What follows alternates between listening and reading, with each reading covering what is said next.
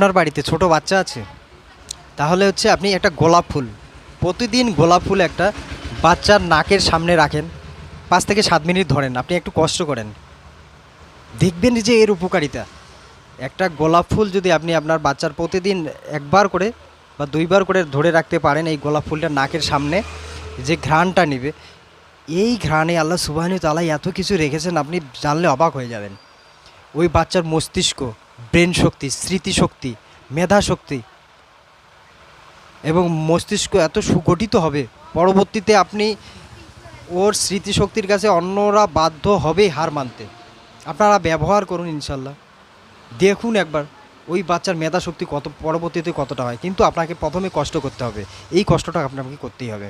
আর এটা পিতামাতা হিসাবে আমি বলবো, এটা আপনি কষ্টটা করেন, ইনশাল্লাহ দেখবেন বাচ্চার মেধা শক্তি অবশ্যই বাড়তে বাড়তে বাধ্য।